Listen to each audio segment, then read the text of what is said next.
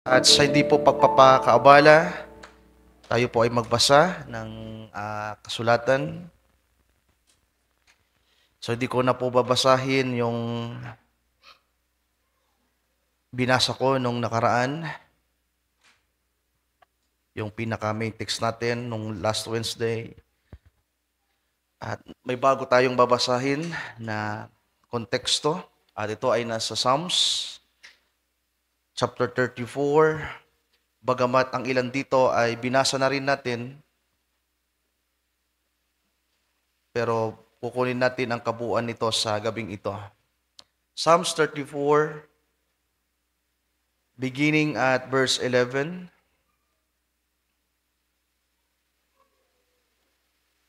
Psalms 34. Nung nakarang Wednesday, yung binasa natin ay ang verse 12 at ang verse 13, kung naalala nyo pa, mga kapatid. Pero ngayon ay basahin natin ng buo. At ito ay from verse 11. Sabi dito, "Come, ye children, hearken unto me. I will teach you the fear of the Lord. What man is he that desireth life and loveth many days, that he may see good? Keep thy tongue from evil, and thy lips from speaking guile.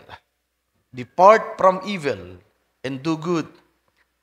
Seek peace, and pursue it. The eyes of the Lord are upon the righteous, and his ears are open unto their cry.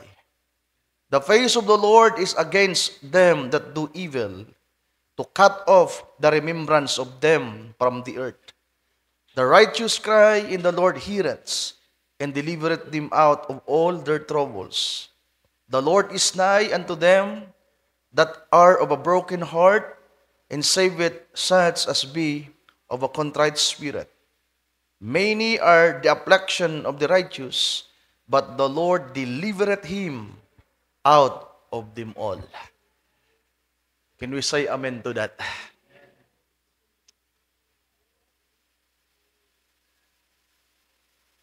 Bakit iba yung nandyan? Psalms, yeah, okay. Nasa verse 20, Sir Merang kanina. So, many are the affliction of the righteous, but the Lord delivereth him out of them all. Marami daw tayong pinagdaraanan, marami tayong kahirapan, marami tayong tiisin, mga kapatid, pero ang Diyos ang nagliligtas sa atin. Amen. Tayo po'y makakaupo na. So, sa gabing ito ay pagpapatuloy ng ating series, Heart Series, at ito ay pang part 5.2. 5.2.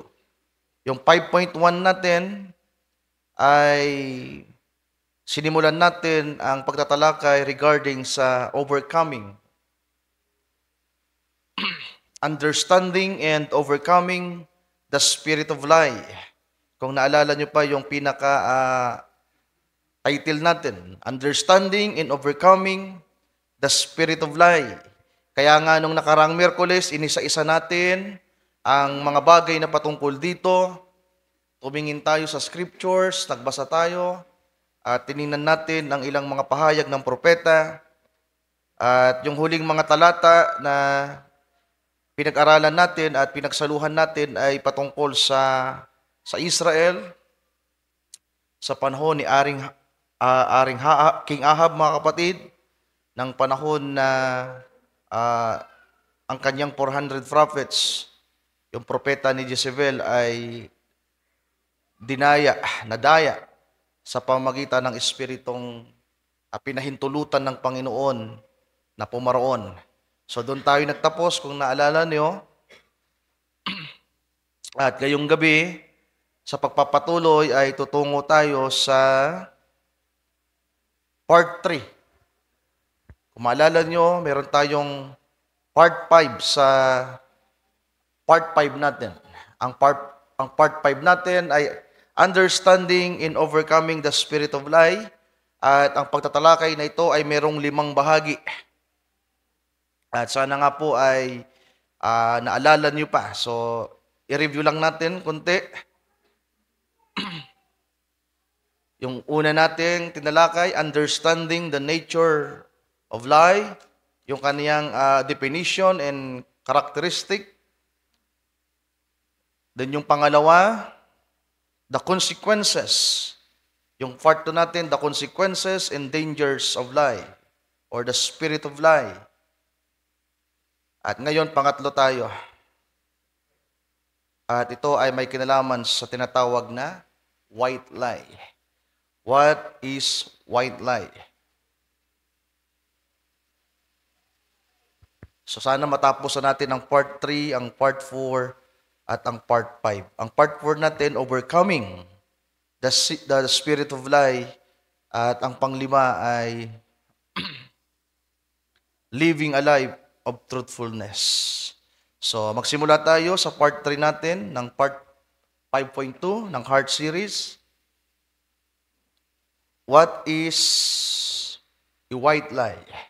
So siguro yung iba nag-search na sa inyo dahil nabanggit na natin ito nung nakarang Wednesday. According to dictionary, mga mahal kong kapatid, it is a harmless lie. Pag sinabing harmless lie, para bang sabi ng dictionary ay isang uri ng pagsisinungaling o hindi pagsasabi ng totoo na hindi masyadong nakakaapekto, hindi masyadong nakakasakit. Bagkus pa ay tinitingnan ito na tila ba nakakatulong pa. Na sinasabi nila na may kasabihan na isang uri ng pagsisinungaling na nagpapagalak sa puso ng tao imbis na siya'y masaktan. Ano bang pipiliin mo, saktan ang isang tao sa pagsasabi ng totoo? O magsabi ka ng hindi totoo para lang lumigaya siya? Sa pagitan ng mga mag-asawa, di ba? Nanliligaw ka pa lang, nagsisinungaling ka na. Sinasabi mo sa misis mo, ang ganda-ganda mo. Pero sa isip mo, hindi naman talaga. At sa paningin ng matang nakikita mo, hindi naman talaga. Di ba? So, yan ang tinatawag na white lie, mga mahal kong kapatid. Hindi pagsasabi ng totoo para lang i-cover ang isang bagay. Para itago o ikubli ang isang bagay. Para hindi ma-expose ang isang bagay na tila ba makakaapekto sa isang tao, makakaapekto sa isang pangyayari, makakaapekto sa isang sitwasyon. So yan po ang sinasabi ng dictionary. At sa Gemini naman, isa itong bagong application ng Google. It is like a chat GPT. At meron ako nito. Di ko alam kung meron din kayo ng Gemini. So meron akong chat GPT at meron din akong Gemini. At according to Gemini, mga mahal kong kapatid, sabi niya, a white lie is a harmless or minor falsehood often to avoid hurting someone's feeling. So halos parehas din naman sa sinasabi ng Google. It is often told to avoid hurting someone's feelings or to avoid an uncomfortable situation.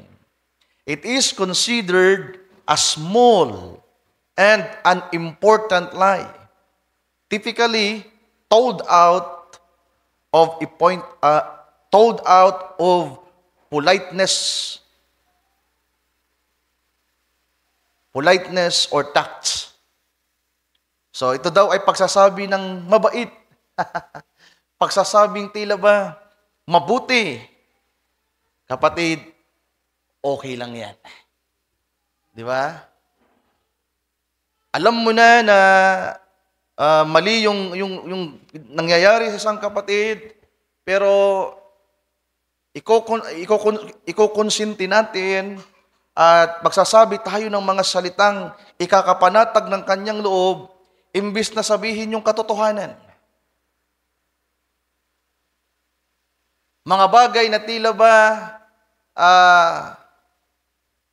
may pag-iingat sa iyong sarili at para sa ibang tao, para nga hindi kayo magkaroon ng tampuhan. Sabi dito, uncomfortable situation para hindi maging awkward.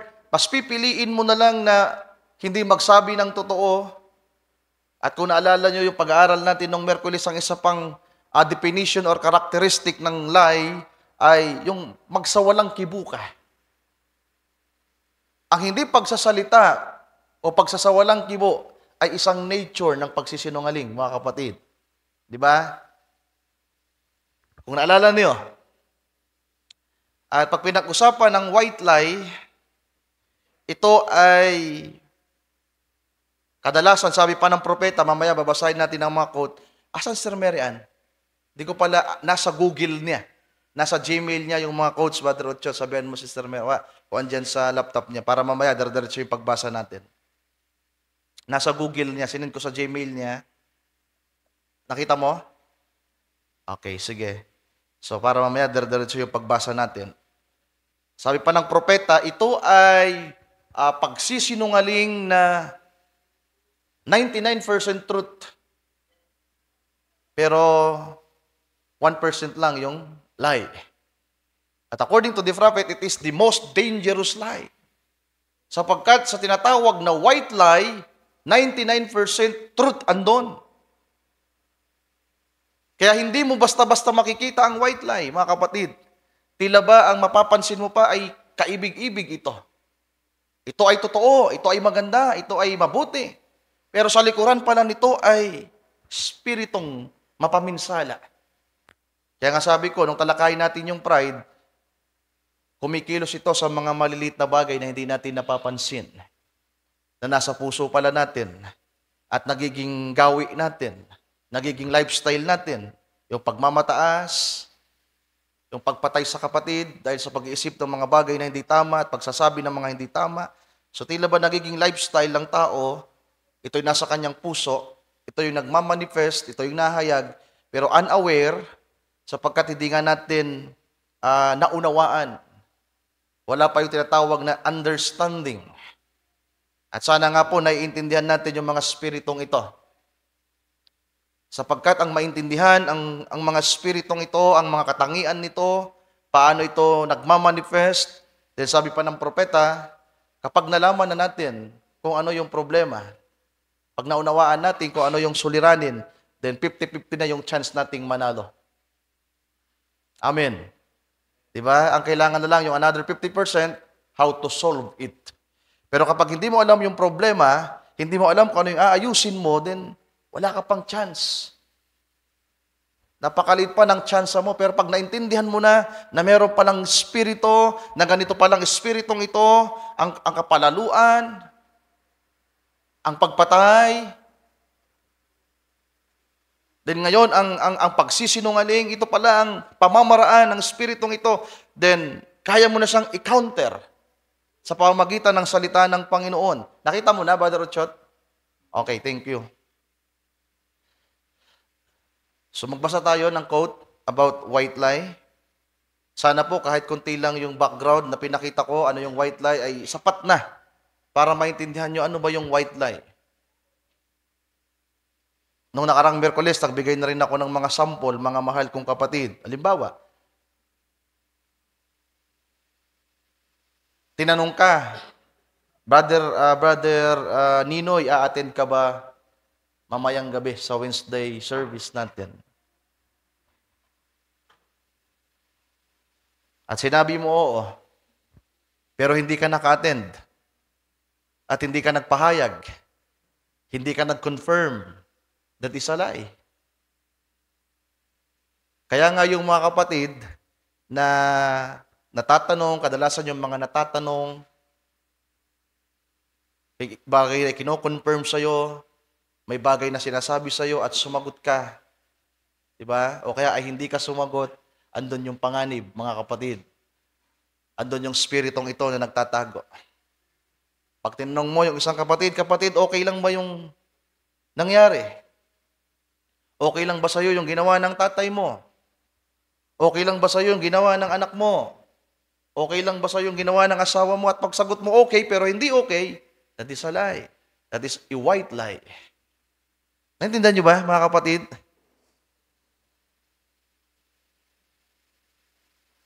Depende yan sa magiging tugon ng isang tao. So I hope na nasusundan ninyo. First quote,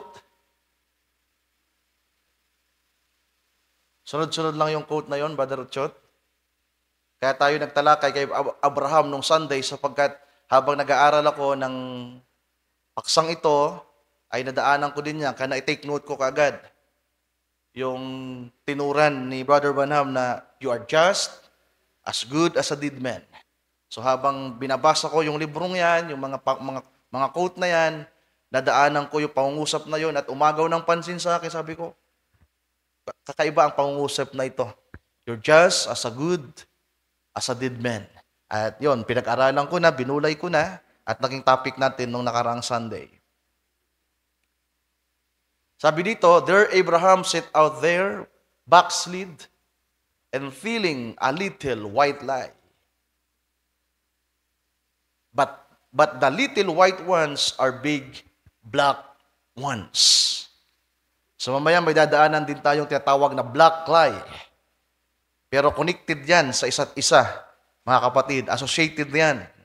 Sabi ng prophet, narito si Abraham na nag-backslide, tumalikod sa Diyos, na dapat sana andun siya sa promised land, pero lumabas siya sa takot at sa pag-aalala.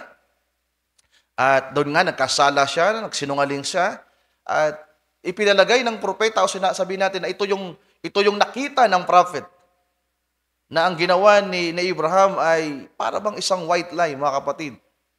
Pero medyo mabigat na nga ito eh.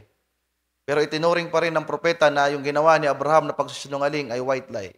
Alam niyo ba kung bakit? May katotohanan kasi sa sinabi niya. Ipinaliwanag yan ng scripture. Na totoo naman talagang kapatid niya si Sarah. Justified.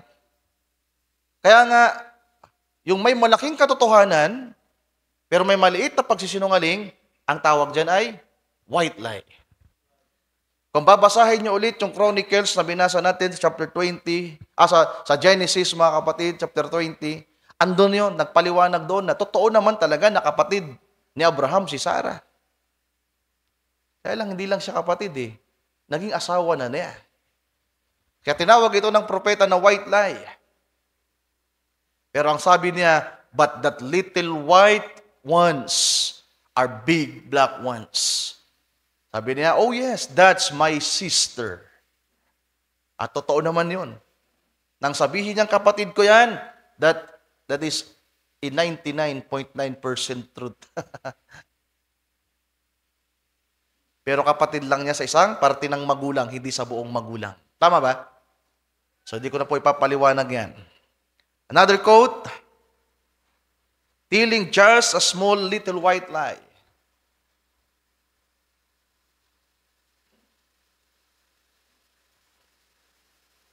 Patungkol pa rin sa kanya. Simulan natin sa Luke what? Yan, Luke what? Sabi diyan, ang tinutukoy pa rin dyan ng propeta ay si Abraham. Sa paksa niyang Jehovah Jireh. Sabi diyan, look what a condition he was in. Tingnan niyo kung ano ang kondisyon na pinasok ni Abraham.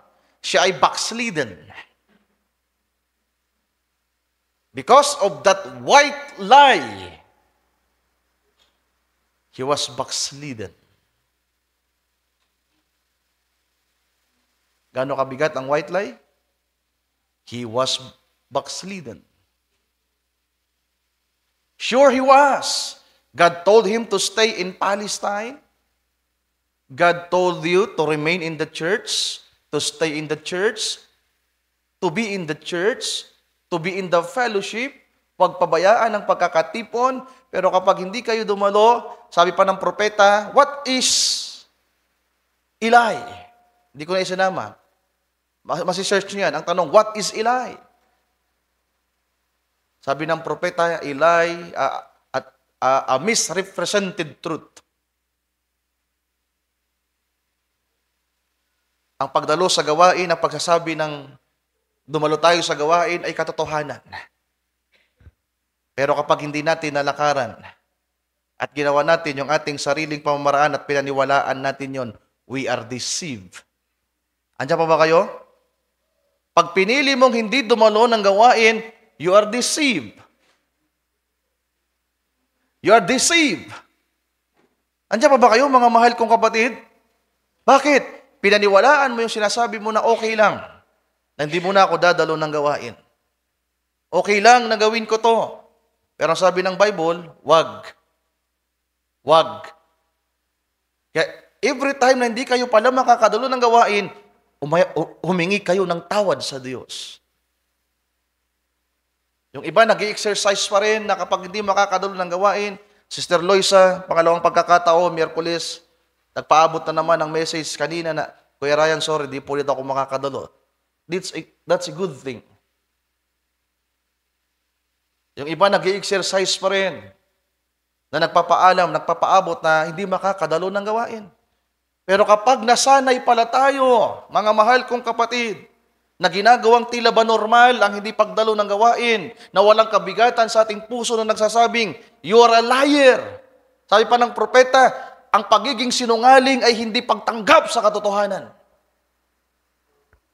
Sapagkat ang kabaliktaran ng katotohanan ay kasinungalingan. Pag tinanggap mo ang salita, gagawin mo ang salita. Pag hindi mo tinanggap ang salita na katotohanan, you are deceived by yourself. You are deceived by the spirit of lie. And according to the prophet, you are backslidden. You are here, but your heart are backslid. Kaya nga maraming backslide sa puso, mga mahal kong kapatid. At makakabalik lang tayo. Makakakunik lang tayo ulit sa Diyos pag tayo nagpakatotoo. Nagpakumbaba, and we confess. Mamaya maintindihan natin yan sa how to overcome. At tayo ay hihingi ng tawad sa Panginoon. Sabi dito, God told him to stay in Palestine, that is, Canaan. And he left Palestine. He was backslid. He was sitting down there, feeling just a small little white lie. But notice what God did. God said to Abimelech said, I know the integrity of your heart. That's the reason I keep you from sinning against me. But your husband is my prophet. Another quote, para lang magbigay ng background sa bagay na ito. Tingnan niyo kung anong sinabi ng prophet, mga kapatid. May mga taong nagsasabi na hindi naman ako mahatulan sa pagsasabi ng maliit na kasinungalingan. Hindi naman ako mahahatulan, hindi ako mapapahamak kung magpapatuloy ako sa pag-i-exercise sa pamamaraan ng hindi pagsasabi ng totoo. Na okay lang, na kapag tinanong ako, sasabihin ko, okay lang ako, kahit hindi. Sasabihin ko na hindi ako nasasaktan, kahit nasasaktan ako.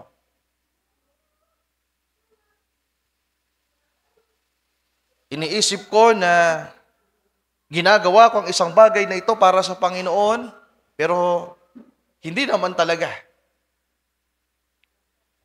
Yung mga simpleng bagay na ginagawa natin sa loob ng church, na tila ba okay lang. Pero deep inside, in our hearts, we are not okay.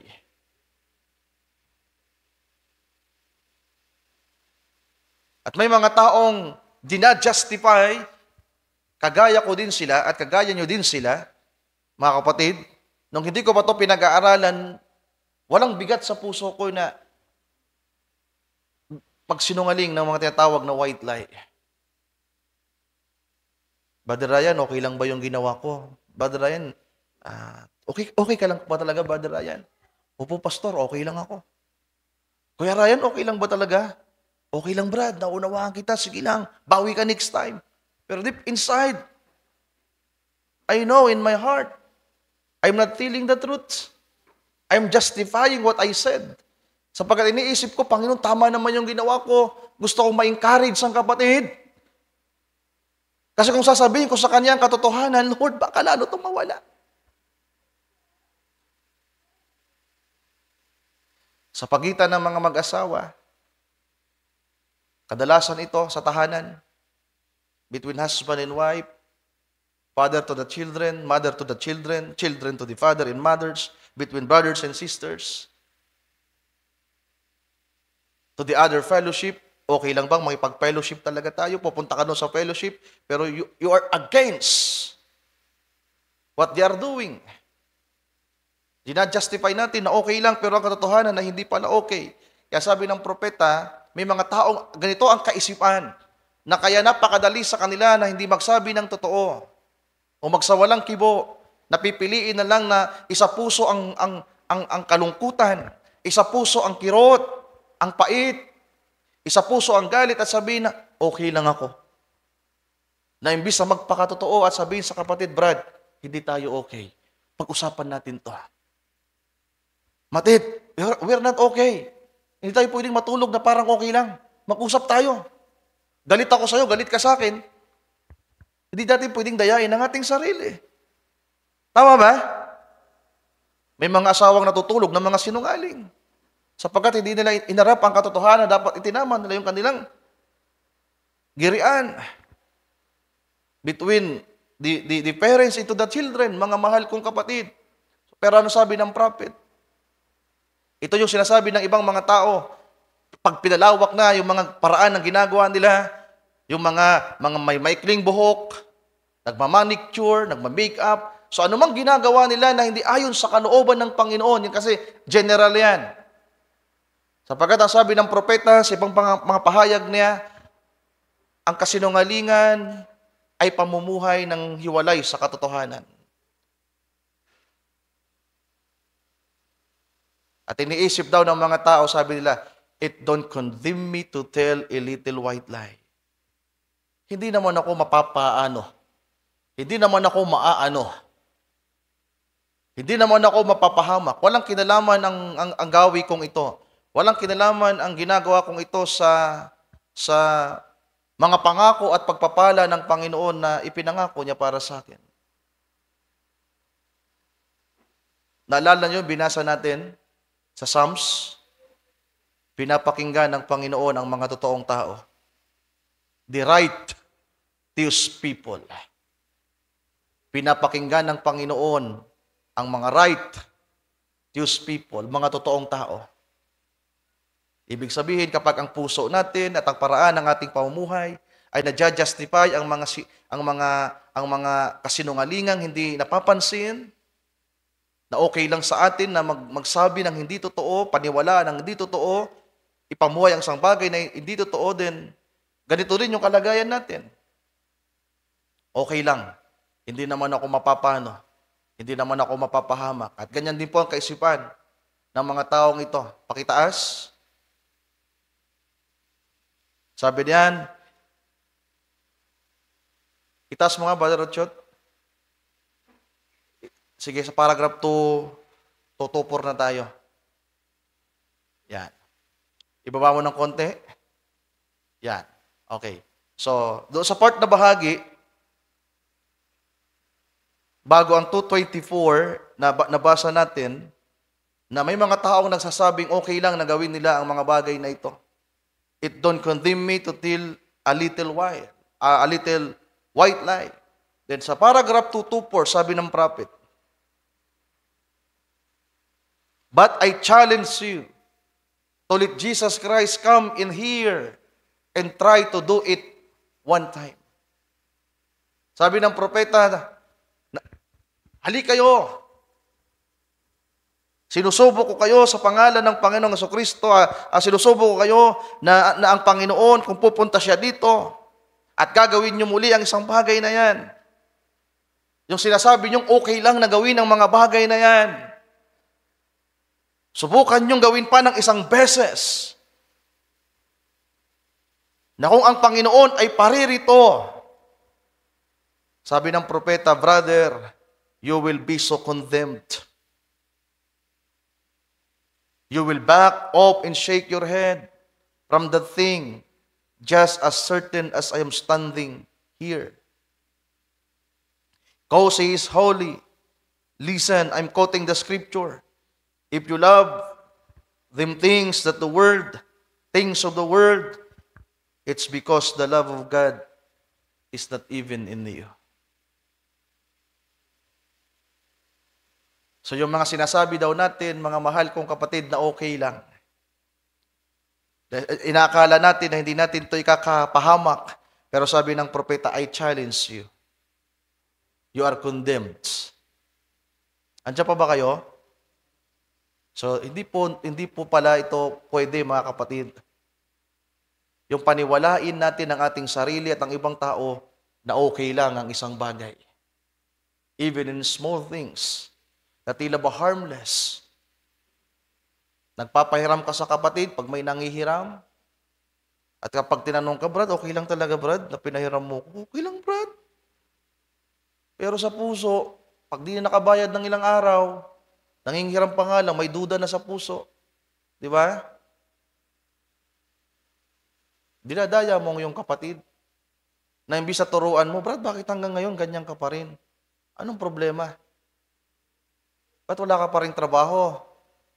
Kung si Pastor Nestor ang pastor nyo, talaga mapapaya kayo. Bawal sa kanyang walang trabaho. Talagang marirebuke niya ang mga young people, ang mga asawang lalaki na walang trabaho. Sorry to say that. Si Pastor Nestor yun ang nature niya. Yung mga mag-girlfriend, boyfriend, hanggang 6 months lang ang taning sa inyo. 6 months lang. Pag nag-boyfriend ka ng unbeliever, you are disfellowship. Kapag nag-girlfriend ka ng unbeliever, you are disfellowship. At kung meron kang nakarelasyon, kapatiran man yan, in 6 months, dapat settle na. Hindi pwedeng pumasok sa relasyon ng isang taong hindi pa handa. At iniisip ng iba, okay lang, okay lang, okay lang. Pero kapag yan again sa salita ng Diyos, that is not okay. Dinadaya mo ang iyong sarili na okay lang ang ginagawa mo. And God will not bless you. You're under the curse. God will not hear your prayer. But the righteous one, kapag sila ay dumulog sa Panginoon, the Lord hears. Nabasa niyo yung Psalms, mga kapatid? Gusto ko yung pagpalain, mga mahal kong kapatid. Yung mga brothers na in-advisean ko nung mga nakaraang araw, sabi ko, Brad, gusto kong maging matagumpay ka. Pag-focus ka. Mag-focus ka sa pag-aaral, mag-focus ka sa ginagawa mo, pero higit sa lahat, mag-focus ka sa gawain ng Panginoon. Mag-focus ka sa Panginoon, sapagkat ang susi ng tagumpay ay nasa Kanya. Father Joshua, Father Jong, gusto ko kayong makitang magtagumpay. Pero kung ayaw nyo, bahala kayo sa buhay nyo. Ayaw nyo bang magtagumpay, Father Jong? Dinadaya mong sarili mo kung iniisip mong gwapo ka, kaya may girlfriend ka. Iniisip mong kaya mo nang magpamilya. Kaya mo nang ibili ng rosas, ng chocolate, yung girlfriend mo. Pero nagpapakahirap ang mga magulang mo para kumayod. Sa mga young people natin dito, Sister Isay, Ate Chichi, at sa mga magulang, huwag nyo ring itolerate yung mga anak ninyo. Tulungan nawa tayo ng Panginoon, mga mahal kong kapatid. So hindi okay ang pagsasabi na okay ang isang bagay para lang i-cover ang isang sitwasyon, para lang ingatan ang kanyang pakiramdam, ang kanyang emosyon, ingatan ang kanyang nadarama. Sabi pa nga ng kasabihan, mas mabuting sabihin mo sa akin ang katotohanan kahit masaktan ako, kaysa naman sa kasinungalingan na pasasayahin mo ako. Sana magkaroon ng panibagong simula sa atin nang sasabihin natin. Mamaya, part yan ng how to overcome. Practice telling the truth. Mga kapatid, practice being honest. So, hindi po okay ang tinatawag na white lie.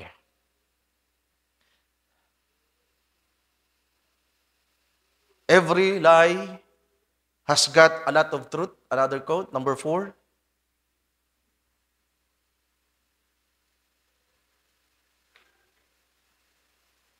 Every lie has got a lot of truths. Yeah, paragraph 46. Sabi ng prophet, see, every lie has got a lot of truth in it. That is right.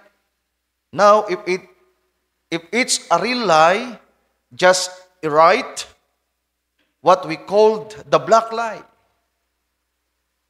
Sabi ng prophet, kung yan ay totoong pagsisinungaling, nakagaya ng totoo o tama, just right, tinatawag natin yung black lie or the little white lie. Ano yung paliwanag niya?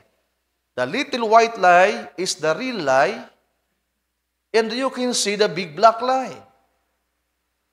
Yung kabuuan. But it's that little white one that has got a hole. Like the one that the devil told Eve. So kagaya daw kung paanong dinaya ni Satanas si Eva, yun ang tinatawag na white lie, mga mahal kong kapatid. Pero doon sa white lie na yun, merong tinatawag na black lie. So ano naman pang ibig sabihin ng black lie? So ang propeta lang naman kasi ang nag-mention yan. Actually, di ko alam yung white lie na yan, black lie na yan. Yung white lie, naririnig ko na to dati. Sa mga question and answer. Nakaraan lang na question and answer kanila Pastor June. Maraming mga nagtanong na kapatid about white lie. At narito ang pahayag ng propeta, mga kapatid. So ano ba ang black lie? So siyempre, hingi ulit tayo ng tulong sa dictionary. Sabi ng dictionary, a black lie is a lie told for a selfish reasons with the intention of benefiting oneself at the expense of others. So makikinabang daw ang isang tao sa paraan ng pagsasabi ng kasinungalingan na meron siyang matatanggap.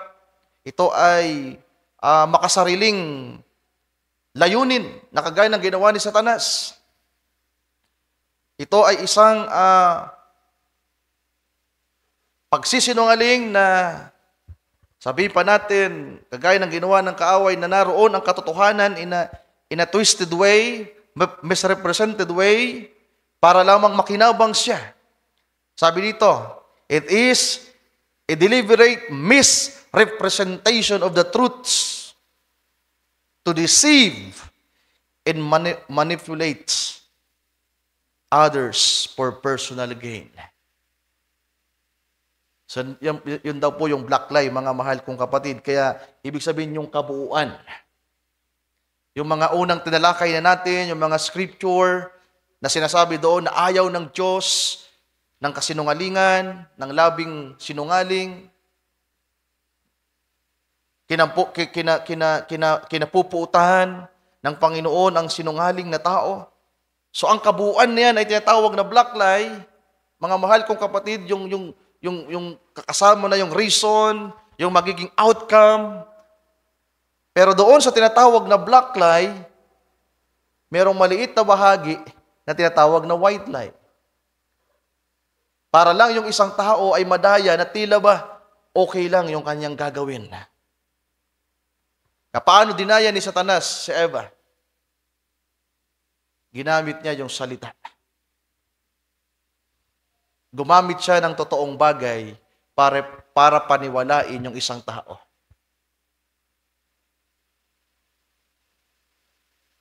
Sabi ng propeta, ito ay pagsasabi na naroon ang malaking katotohanan. Every lie has got a lot of truth. And if it is a real lie, just a right, what we call the black lie or the little white lie. The little white lie is the real lie. Yung pagsasabi, but you can see the big black lie. Yung kabuuan, yung reason, and yung outcome. Another quote. Sabi ng prophet, what is the biggest lie that was ever told? What is the biggest lie that was ever told? Sabi niyan, it's got 99% truth in it. If somebody, William Branham on this certain day, was up yonder Houston, Texas, drunk as he could be, ibig sabihin, yung mga marites andito na, magsasabi ka na, andun talaga siya. Pero meron ng mga dagdag. Ingat po sa pagkukwento, mga kapatid. Ingat tayo sa pagkikwento, sa pagchichismis. Pag meron kang nadagdag dyan na salitang hindi totoo, at guilty tayo. The way tayo magkwento, we are exaggerated. Ikinuwento natin yung isang brother, ikinuwento natin yung isang simbahan, ikinuwento natin yung isang pangyayari. Ang sarap sa pakiramdam ng nagkikwento. Bida ka. Pero kapag meron ng nabawas na dagdag at hindi umaangkop sa tamang representation ng katotohanan, ando ng spirito ng kasinungalingan. And you are deceiving them. Tapos yung isa naman, nagkwento naman, nagdagdag din. Kawawa naman, di ba, mga kapatid? Imbis na maitama at matulungan ng isang tao, yung kasinungalingan lalong lumaganap. And that was happening today. Kaya mag-ingat tayo. Think before you speak. Think. Sabi ng scripture sa book of Proverbs, 7 times. 7 beses mong pakaisipin bago ka magsalita, bago ka magdesisyon. Ang sarap kasi ng magkwento, di ba mga kapatid? Alam mo ba ganito?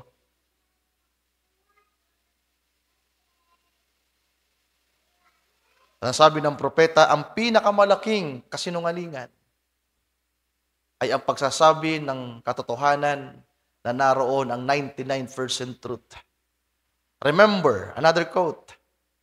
Remember, sabi dito, the first lie was ever told had 99.5%. Dito naman, 95% truth. Kanina, 99. Siguro nagkamali lang ang prophet ng pagkabigkas.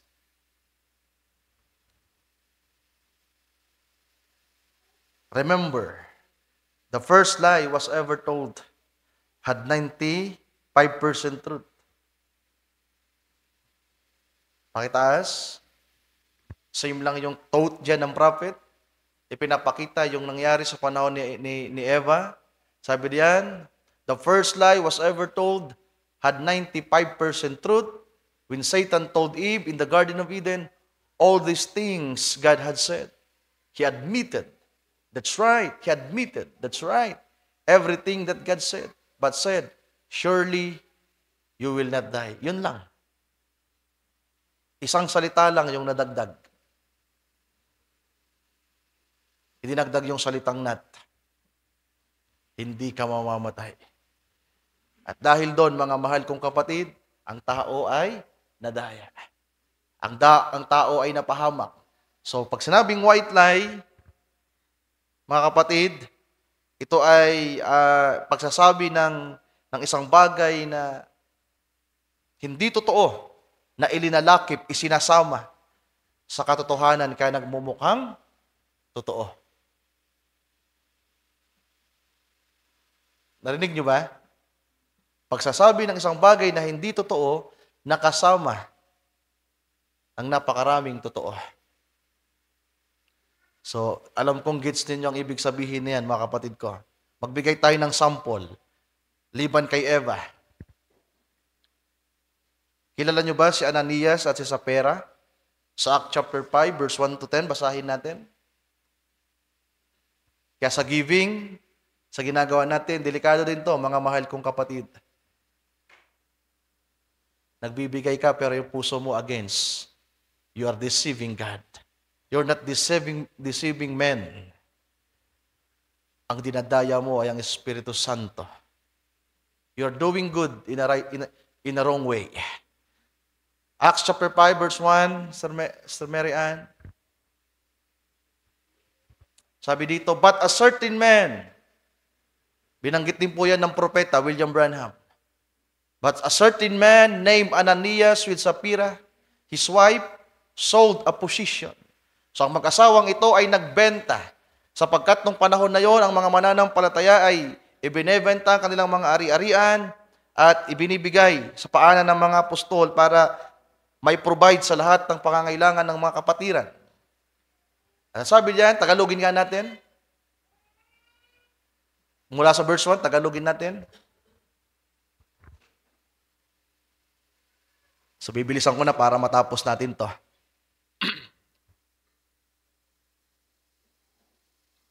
Okay, sabi dito, datapot isang lalaki na tinatawag na Ananias na kasama kanyang asawang si Sapira ay nagbili ng isang pag-aari at inilingid ng isang bahagi na halaga. Isang bahagi na halaga. Na nalalaman din ito ng kanyang asawa at dinala ang isang bahagi at inilagay sa paanan ng mga apostol. Datapwat sinabi ni Pedro, Ananias, bakit pinuspos ni Satanas ang iyong puso upang magsinungaling sa Espiritu Santo? At upang maglingid ng isang bahagi. Ipinapakita ko, mga mahal kong kapatid, na ang terminong isang bahagi, maliit lang kung tutuusin. Kaya sabi ni Apostol Pedro, hindi nyo ba alam? Nung sa inyo pa yan, sa inyo talaga lahat yan. Sa inyo naman talaga yan eh. Bakit kayo nagsinungaling? At ang pagsisinungaling na sinabi dito, hindi nagsisinungaling ang tao sa tao. Lalong-lalo kung dito natin ito ginagawa sa church, mga kapatid, ito pala ay mapanganib na bagay. And may the Lord help us. Kaya baka walang blessing sa atin. Patay tayo spiritually. Hiwalay tayo sa Panginoon. We are backslidden. We are not in the promised land. Imbis na ma-enjoy natin yung fellowship in heart, hindi. You are physically present, but your heart, your spiritual condition is spiritually separated from the living God. You are here sitting here, there. Pero hindi nyo mapil ang presence ng Panginoon. You are not enjoying the word of truths. Walang epekto ang salita. There is something wrong in your heart. Kung 90% antok ka sa gawain, you are deceived. Malaking faktor yung nasa puso mo. Sayang lang yung pagbibihis mo, sayang lang yung pagligo mo. Kung pumunta ka sa gawain, na mas malaki yung part na hindi ka nag-enjoy. Kanina nabanggit ito ng mga brothers na kung i-enjoy lang sana ninyo yung ginagawa niyo. Ano man yung ginagawa niyo, musicians, you brothers and sisters that hearing the word of God, kung ini-enjoy nyo lang sana ang pakikinig, worth it po ang ilang mga oras sa pag-upo diyan.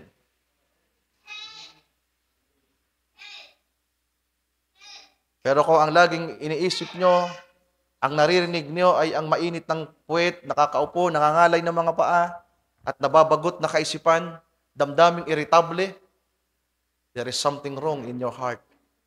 Andun ang pride. Of course, hindi mawawala yung pride. Pagtingin sa iyong sarili, pakiwari sa iyong sarili, at samahan mo pa ng espiritong ito na dinadaya ka, sige, isipin mo yan, isipin mo lang yan.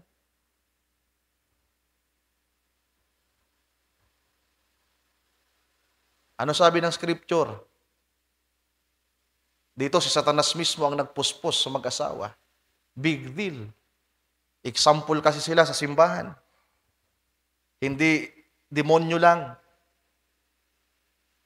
Sa panahon ni Ahab, yung 400 prophets ang dumaya si Satanas din. In instance, isang glimpse, parang hangin na, yung 400 prophets, the prophecy, Eli. Pero itong mag-asawa, ang pumuspos sa kanila. Imbis na Espiritu ng Diyos ang nasa puso. Imbis na Espiritu ng Diyos ang pumupuspos na magbigay ng may kagalakan at pagkaunawa, isang pusong sarado pa rin ang kamay.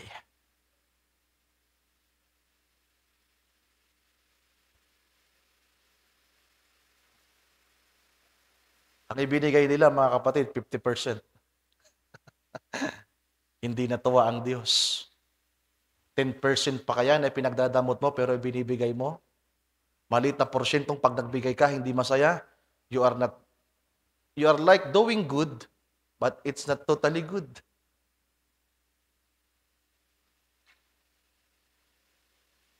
50% yung binigay. Pero dahil sa pagsisinungaling sa isang bahagi, hindi natuwa ang Diyos. Madamot pa rin kasi ang puso. At baka meron sa atin dito, nagbibigay, gaano man kaliit, gaano man kalaki, pero kung ang puso niyo ay hesitant,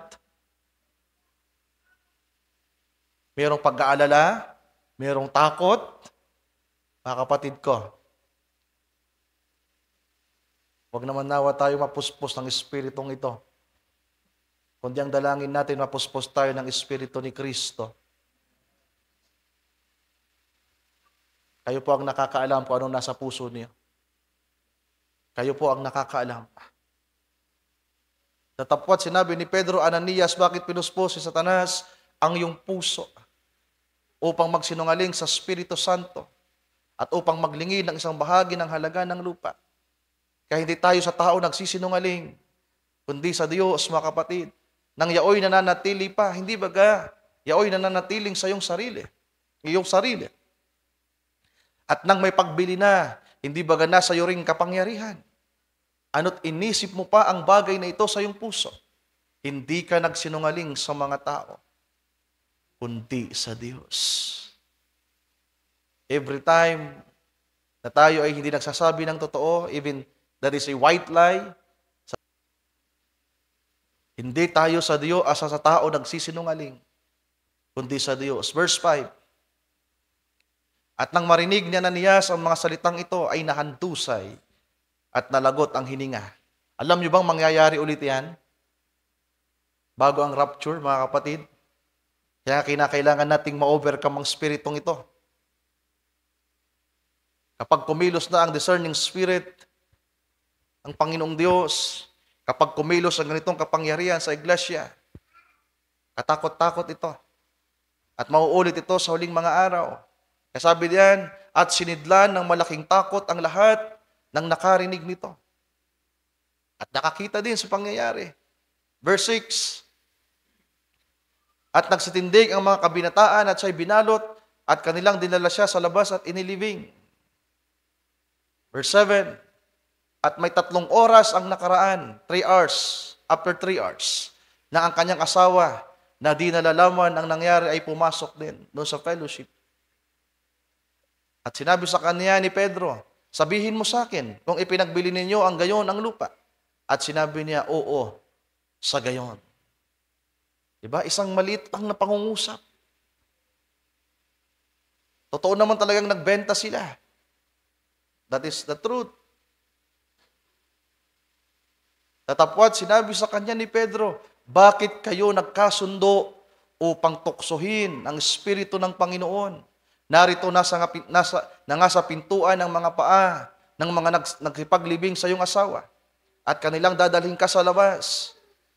Verse 10, at pagdakay na handusay sa paanan niya ang babae at nalagot ang hininga at nagsipasok ang mga kabinataan at nasumpungan siyang patay at siya'y kanilang inilabas at inilibing siya sa siping ng kanyang asawa. Last verse, verse 11, at sinidlan ng malaking takot ang buong iglesia at ang lahat ng nakarinig ng mga bagay na ito.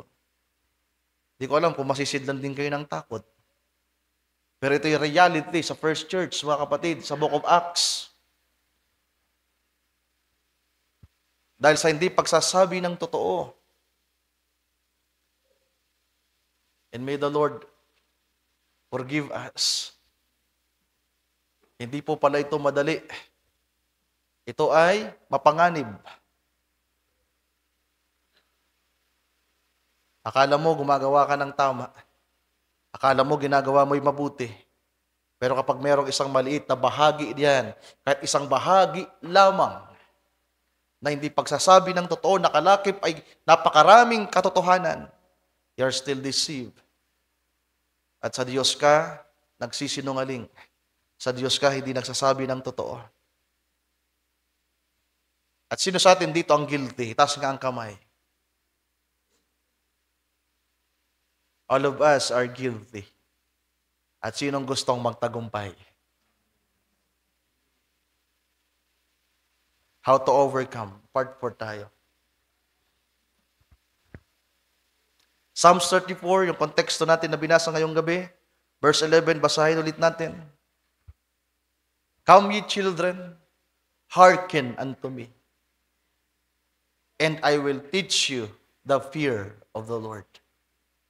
Imbis na takot na mahandusay ka, imbis na takot na mawalan ka, imbis na takot na maghirap ka sapagkat puro ka generosity, imbis sa pag-aalala at pag-aalinlangan sa mga bagay-bagay na nangyari, narito, sabi ng Panginoon, makinig ka sa akin at ang ituturo ko sa iyo ay pagkatakot sa akin. Amen. Anong uri ng pagkatakot ang meron sa atin? The fear of the Lord, mga mahal kong kapatid, o pagkatakot na mawalan ng pera? Ang pagkatakot na magutom. Pagkatakot na magalit sa iyong asawa mo. Vice versa, to the husband and to the wife. Kayong mga mag-asawa, kagaya ni Ananias at ni Sapphira, wag na wag kayong magkakasundo ng hindi pagsasabi ng totoo. Husband, wag niyong papaniwalain ang inyong asawa ng bagay na hindi totoo.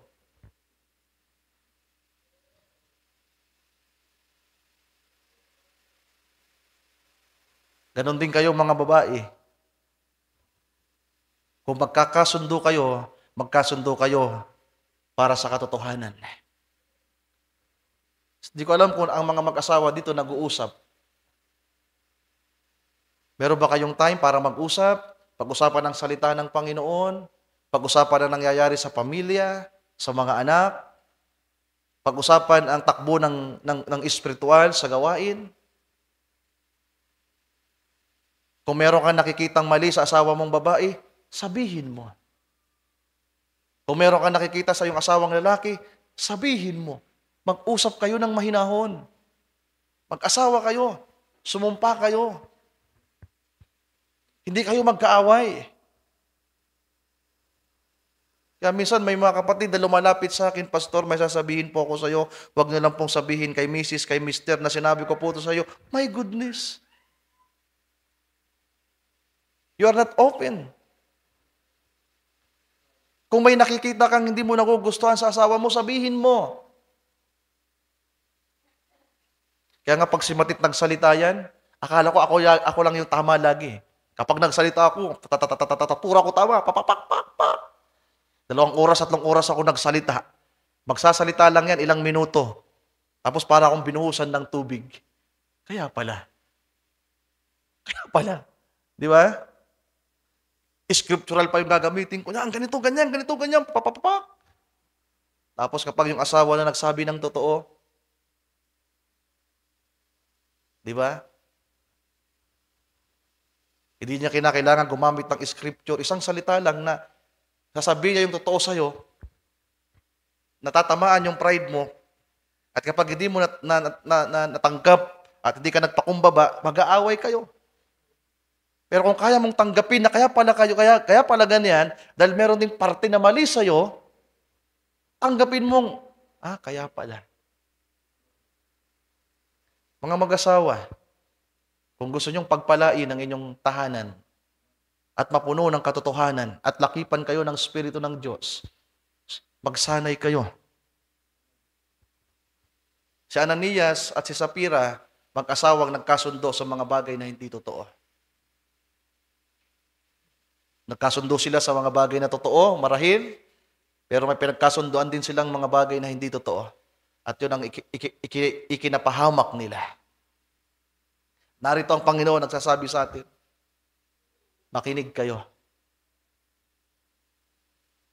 at magtuturo ako. Proverbs 1:7, di ba?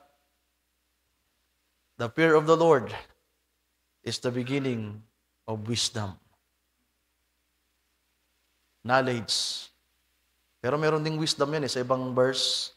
The fear of the Lord is the beginning of knowledge. Sa ibang chapter 12, kung ako nagkakamali, meron din yan. The fear of the Lord is the beginning of wisdom. So same, knowledge and wisdom. Balik tayo sa Psalms. What man is he that desireth life? So binasa ko na to, binigyan ko na to ng diin nung nakarang Wednesday. Sino sa atin dito ang gusto ng buhay? Sino sa atin dito ang gusto na humaba ang buhay? Sino sa atin dito na gusto ang makita ay ang kabutihan? At lahat kayo sumabi ng amin nung nakarang Miyerkules. Then verse 13. Ito yung sekreto. Keep thy tongue from evil.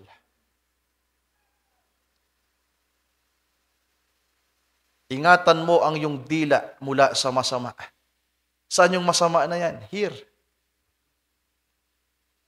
Sabi ng Panginoon, the abundance of the heart, the mouth speaketh. At ano meron sa puso ng tao? Evil spirits. Alam nyo ba sa pag-aaral, mga mahal kong kapatid, yung pagkatao natin, yung mga ugat-ugat dyan, yung nervous systems, yung mga veins, di ko alam kung nababasa yung mga article na ganayan, na ang universe, pag tinignan nyo ang universe, napakalawak. Pero kapag pumasok kayo sa loob ng tao, kapag ipinakita sa atin kung anong nasa loob ng tao mula sa iyong utak hanggang sa iyong talampakan, it's like the universe. Kaya ang extension ng universe, di ba? Kasi yung puso natin, tagusan naman yan eh. May koneksyon ang puso ng tao sa hell. Nang hindi mo namamalaman, nalalaman, nasa impyerno ka na. At ang puso natin, tagusan din. Hindi mo namamalay, nasa paraiso ka na. You are sitting in the heavenly places in Christ. Amen.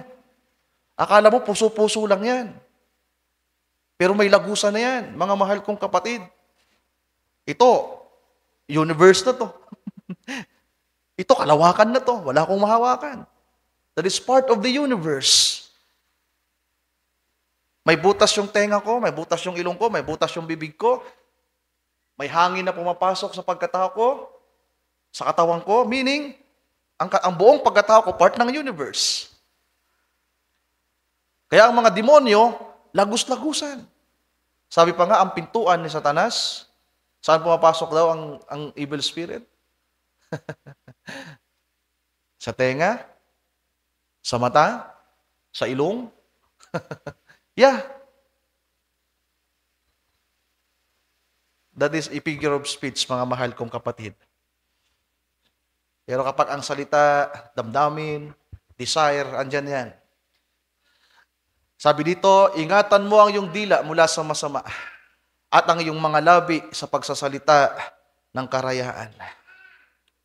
Verse 14, lumayo ka sa kasamaan. Diba? You need to practice it. At gumawa ka ng mabuti. Hanapin mo ang kapayapaan at habulin mo ito. Sino ang taong walang kapayapaan? Sino ang taong laging nasa kaguluhan at laging nag-iisip ng mga bagay-bagay? Isa sa madalas na karanasan ng tao kung bakit walang kapayapaan sa kanyang puso at isipan sapagkat sa kadahilan ng hindi siya nagsasabi ng totoo. Pero kung gusto nating maging payapa, mga mahal kong kapatid, magkaroon ng peace of mind, may mga kapatid na nung nakaraan lang, prenay over ko, si Lola Tansing, si Lolo Rem, pumunta ng gabing-gabi. Sabi ko nga, bukas na lang sana ng umaga, pero pumunta ng gabi. Kinausap ko sila more than 1 hour. Sabi ni Lolo Rem, isa lang ang gusto kong mangyari ngayon. Magkaroon ako ng peace of mind. Ilang taong ka nakako, Lolo Rem? 68 years old. Sabi ko, buti ka pa nga, 68 years old na. Nalampasan mo yung maraming karanasan. Diba? At ngayon, yung gusto ng matanda, peace of mind. Sabi ko sa kanya, ang kailangan mo ay ang Panginoon. Ang salita ng Diyos. Well, kung palalawakin natin, mga mahal kong kapatid, sapagkat si Kristo ay ang katotohanan, kinakailangan nating manatili sa katotohanan. At ang sabi ng Scripture, kinakailangan natin tong habulin. Pursue it. Pakibalik doon. You need to pursue it. Kaya nga, you need to practice it. In the eyes of the Lord, verse 15, the eyes of the Lord are upon the righteous. So, andito kasi yung susi. ng how to overcome. Mamaya isa-isahin natin. The eyes of the Lord are upon the righteous, and His ears are open unto their cry. The face of the Lord is against them that do evil. So, i-relate natin yung konteksto ng pangungusap ng kasulatan. Ang binabanggit na kasamaan ay may kinalaman sa dila, sa labi. Kaya anong dapat layuan? Yung mga patungkol sa pandaraya. Bagamat general ang evil things, to do evil, that is general, pwede nating iangkop dyan ang pride, ang murder, the rest ng mga evil spirits. Pero dahil yung topic natin ay spirit of lie, in connection sa verse 13 in verse 14. So ang Panginoon ay, sabi dito, ang Panginoon, ang kanyang mga mata ay nasa mga taong righteous people.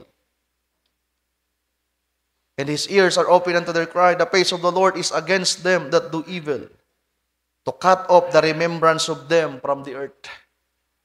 The righteous cry, and the Lord heareth, and delivereth them out of all their troubles. Amen. Diba? How to overcome? Paano natin malalampasan at napagtatagumpayan ang mga troubles na yan? Dahil sa mga spiritong yan, yan ang nagko-cause ng napakaraming kaguluhan sa buhay natin. Ang isang taong dumudulog sa Panginoon, na mayroong pagtutuwid at pagsasaayos ng kanyang puso at pagpapakumbaba, hallelujah, ay pinapakinggan ng Panginoon. The Lord is nigh unto them that are broken heart, and saveth us as we a contrite spirit. Ang mga taong ito ay may pag-admit sa kanilang pagkakamali. Sinasabi nila, Panginoon, nagkamali ako. Panginoon, meron po ako nito. I am guilty. Sana nga po ganon yung nararamdaman natin ngayong gabi, mga mahal kong kapatid. Mas okay nang masaktan tayo, mabroken tayo. Mas okay nang malungkot tayo, contrite spirit, malungkot. Mas okay nang nasasaktan kayo ngayon dahil sa kanyang salita, kaysa nadja-justify nyo pa. At sinasabi nyo, okay lang, hindi naman ako ganyan. Mas okay pa nga nasasaktan kayo ngayon eh. Kapag hindi kayo nasasaktan ngayong gabi, at hindi kayo nalulungkot sa mga pinagagawa ni, my goodness, there is something wrong in your heart.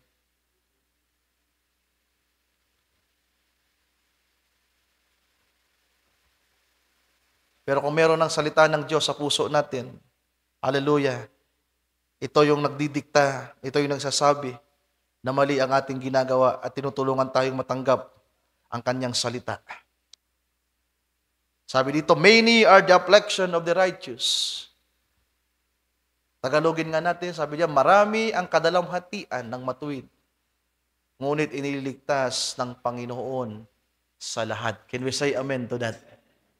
So, mayroong pagtatagumpay, mga mahal kong kapatid. Number 1, how to overcome. Nasa verse 11, come, ye children, hearken unto me, and I will teach you. How to overcome. Makinig ka sa Panginoon. Diba? You have the word. Ano ba ang ituturo ng Panginoon, mga mahal kong kapatid? The fear of the Lord is the beginning of knowledge and wisdom. So ano bang ituturo niya? Salita. At kapag merong salita, pag narinig mo ang salita, paano nga ba natin mapagtatagumpayan yung spirit of pride? Sino nakakaalam, nakakaalala? Number 1, how to overcome the spirit of pride? Oh. Have faith in God. At paano ka magkakaroon ng pananampalataya sa Diyos? Romans 10:17. Faith cometh by hearing, and hearing. Diba? Hearing of the Word of God. Kaya in general, we have the Word, we have the sword of the Spirit. Para labanan ng kaaway ang mga spiritong ito, ang unang kailangan natin ay ang tabak ng spirito. Amen. You have the word of truths. Kaya nga sabi ko sa mga brothers, nakasharing ko, kinakailangan lang natin itong i-counter. Kung ang kaharap natin ay espiritu ng kasinungalingan, din harapin mo siya ng katotohanan.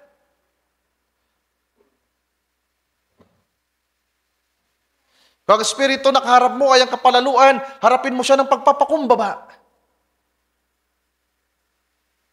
Kung ang kaharap mong espiritu ay espiritu ng pagnanakaw, harapin mo siya ng pagbibigay.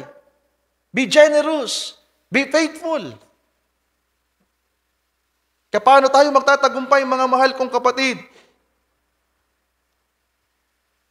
Pakinggan mo ang salita ng katotohanan. Pag hindi kayo nakinig, given na yan. Hindi kayo magtatagumpay. At para ito sa mga magtatagumpay. And to those who have the desire to overcome, God bless you. Pagpalain kayo ng Panginoon at naway magtagumpay kayo, mga mahal kong kapatid.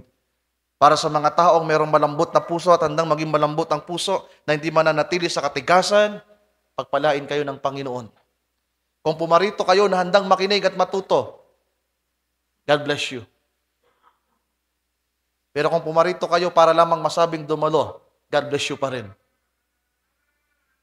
Pero sana kaya tayo pumupunta sa gawain, nais nating matuto at makinig. Kung hindi yan ang konsepto ng ating pagparito, ang pagpunta lang natin dito ay masabing umatin tayo. Hindi ang matuto, hindi ang makinig, hindi ang sumamba sa Diyos, hindi ang magpakatotoo sa Kanya. Then, ginagawa natin to sa maling paraan. Hindi ka lamang pumunta dito para umattend ng gawain, para kumanta, manalangin. No. Narito tayo para sa katotohanan. Para kay Kristo, na ating Panginoon, na siyang buhay. Hallelujah. Ang katotohanan at ang daan. Kaya paano natin haharapin ang spiritong ito, mga mahal kong kapatid? Kailangan natin ng salita ng Diyos. Number 1, di ba? Makinig tayo. Meron tayong salita ng Diyos. Meron tayong tabak ng spirito. Kinakailangan mong hawakan na yan.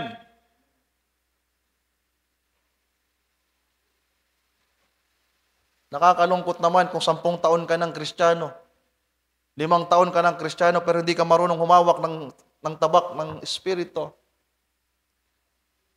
Hindi ka pasanay na tanganan ang salita ng Diyos.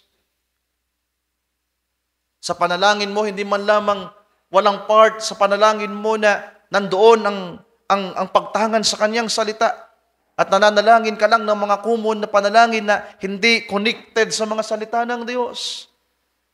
Kaya nga ang panalangin, mga mahal kong kapatid, ang panalangin ay dapat konektado ito sa salita ng Diyos, sa katotohanan.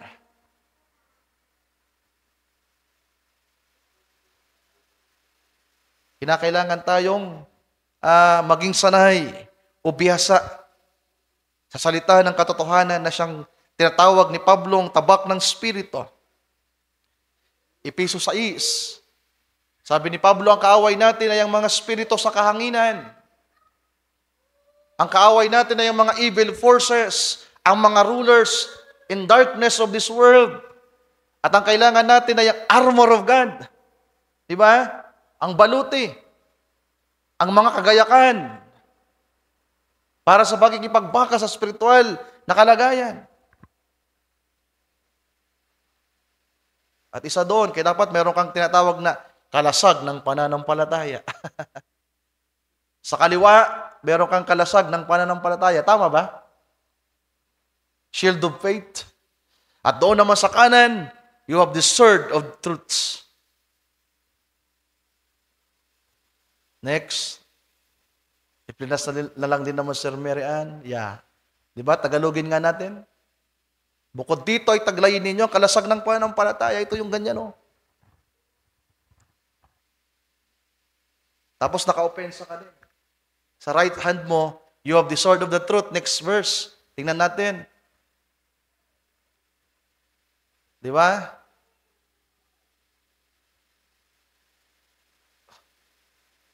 Sumubra na. Verse 17. Verse 15. Bakit nawawala yung... balik. 16, Sir Mary Ann.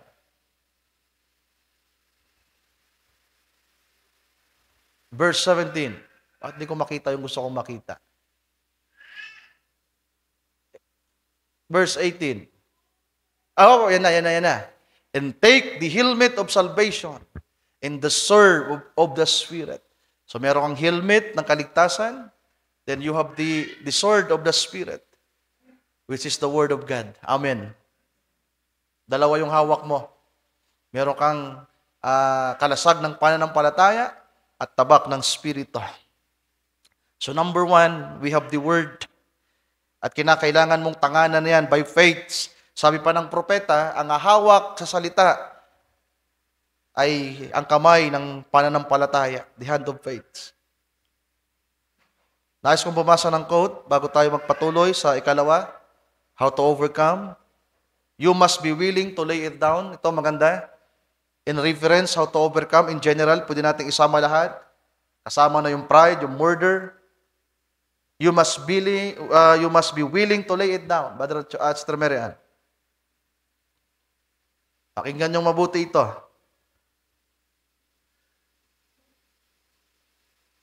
Paragraph 54. Sabi diyan, so many says, maraming nagsasabi, if the Lord will take this evil spirit from me, kung aalisin lang sana ng Panginoon ang masamang spiritong ito na nasa akin, ang spirito ng pag-inom, ang spirito ng pagsusugal, ang espiritu ng kasinungalingan, ang espiritu ng pagnanakaw, I will serve him. Well, kung ganun yung paraan mo, walang makakapaglingkod dito. Na kung kailan mawawala, saka ka maglilingkod.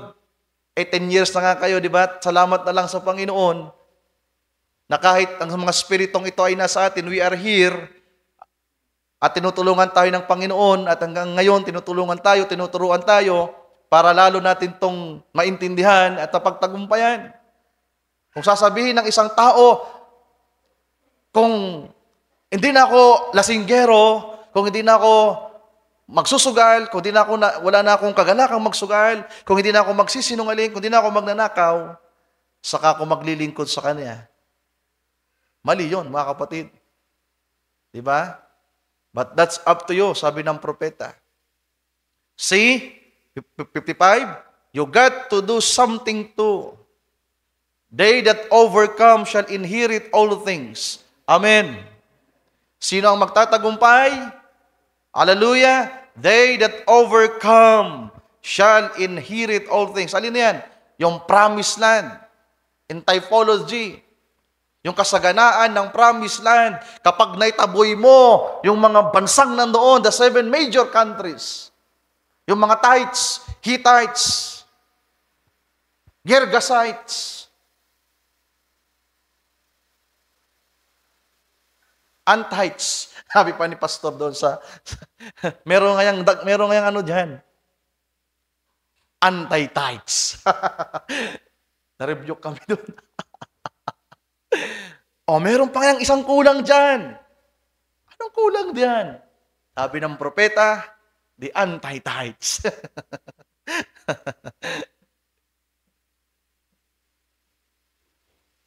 Sabi ng prophet, they that overcome shall inherit all things.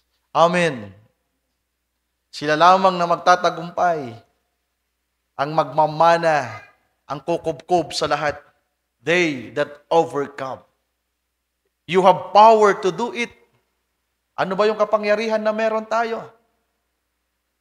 Ang salita ng Diyos.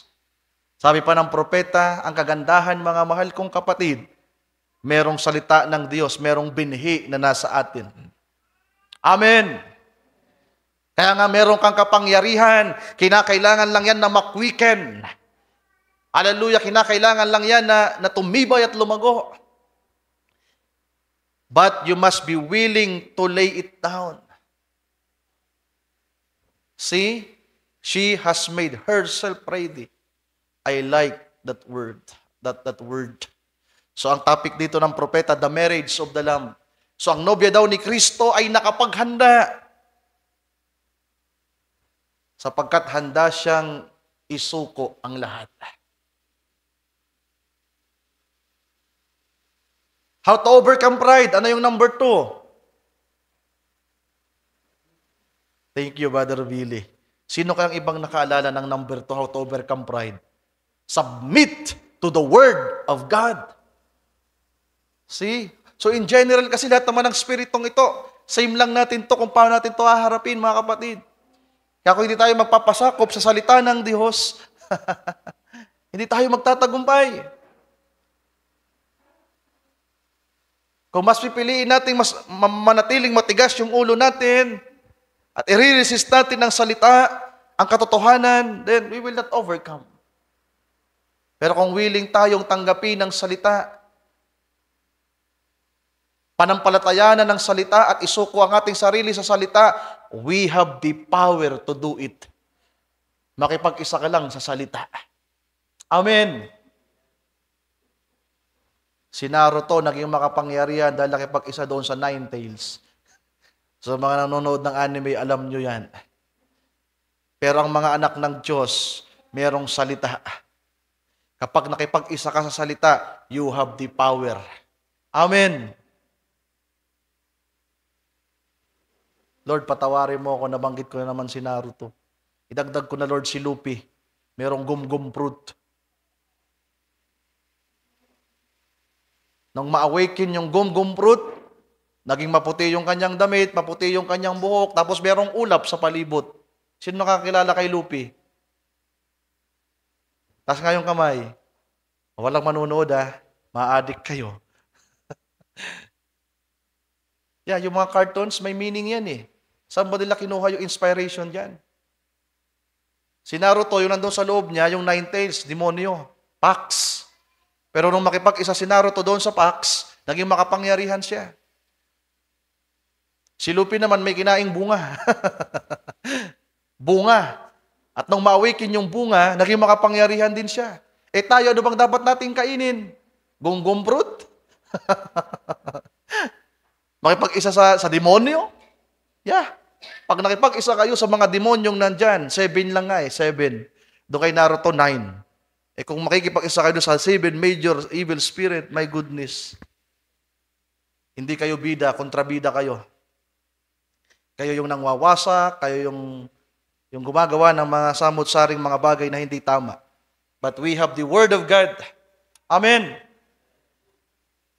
Kagaya yan ng tinapay, ng buhay, na pag kinain natin, ibig sabihin, inabsorb natin, tinanggap natin, meron tayong power. Sabi ng prophet, you have the power to do it.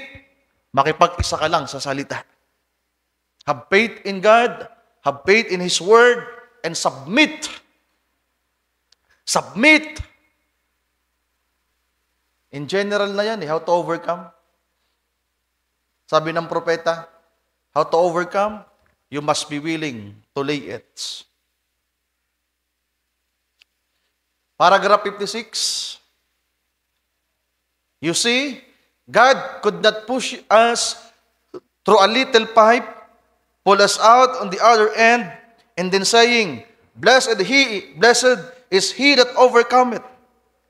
You had nothing to overcome. He just pushed you through. But you've got to make decisions for yourself. I have to make decisions for myself. In doing that, we show our faith and respect to God.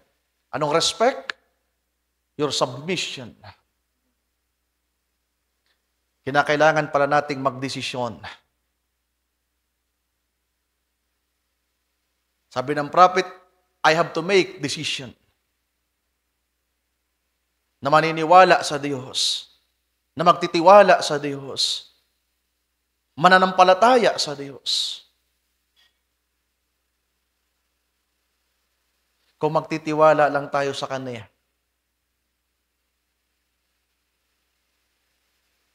kung lubos lamang tayong mananalig sa Kanya, walang away. sa pamilya, sa tahanan.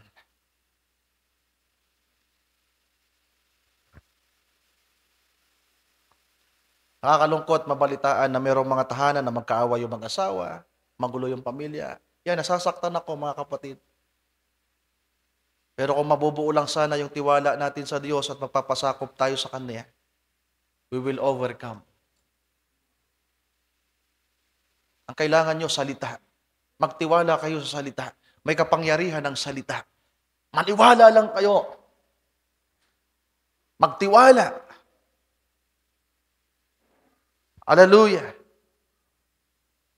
Sabi ng prophet, in doing that, we show our faith in respect to God. So nakadalawa pa lang tayo. Ay, nakaisa pa lang tayo.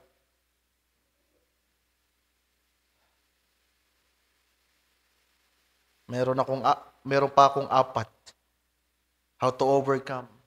At meron pa tayong 5. So hindi pa rin natin natapos. So hindi ko po ito ipipilit, mga mahal kong kapatid. Meron pa rin tayong 5.3. At siguro sa 5.3, maikli na lang to. Pagpalain tayo ng ating Panginoon, tayong lahat ay magsitayo. Ating siyang palakpakan.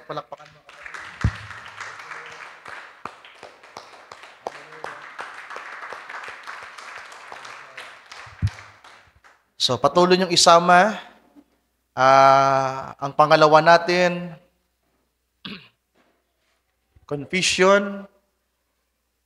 Napakahalaga po niyan na imbis na hindi pagsasabi ng totoo, pagsasawalang kibo, isang susi ay ang pagpapahayag sa Panginoon. Sa verse 17, 34:17 ng Psalms na binasa natin kanina, the righteous cry, and the Lord heareth. Plus nga, Sir Mary Ann. The righteous cry, and the Lord heareth and delivereth. So how to overcome? Kinakailangan mo magsalita sa Panginoon. Confession. Magpakatotoo ka, magpahayag ka sa Panginoon. Mangumpisal ka. How to overcome? Mangumpisal sa Panginoon. Hindi sa tao. Sino dito ang nangungumpisal sa Panginoon? Taas ang kamay. Di ba? Baka di nyo naintindihan ng kumpisal. Katolikong salita. Ibig sabihin, nagpapahayag ka sa Panginoon. Pangatlo, ito sana talagang dinidesire nito mga kapatid. Paulit-ulit ko itong sinasabi. How to overcome. Desire for the promise. Ask for the promise. And that is the promise of the Holy Ghost. The baptism of the Holy Ghost unto adoption. That is number 3. How to overcome. Sapagkat ang pinapanyayahan natin ay ang Espiritu ng katotohanan. At siya mismo ang katotohanan. Kaya kung mag-i-indwell ang Panginoon sa atin, kung mananahan ang Panginoon sa atin, then mamumuhay tayo sa katotohanan. Then pang-4, kinakailangan nating i-practice ang mga bagay na ito. Practice and exercise. So dito sa practice and exercise, meron akong 5. Paano natin ito gagawin?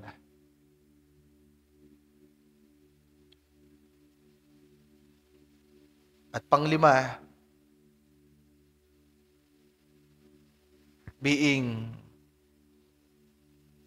living a life of truthfulness.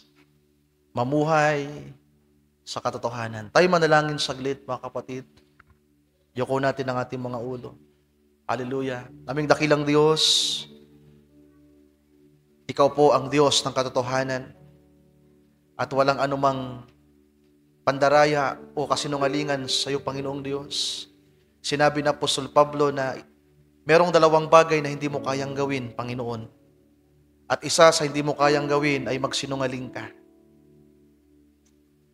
Salamat sapagkat ang lahat ng iyong salita at mga pangako ay totoo.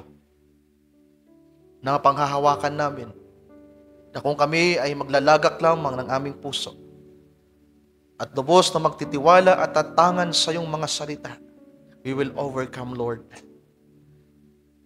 Panginoon, tulungan mo ang bawat isa sa amin. Alam ko na nais mo na magtagumpay ang bawat isa sa amin sapagkat dito mo kami itinalaga. To be an overcomer, to be a conqueror, Lord. Hallelujah. Na sa lahat ng spiritong ito na gumagambala sa individual, sa tahanan, sa mga mag-anak, pamilya, tatay at nanay, mga anak, sa iglesia.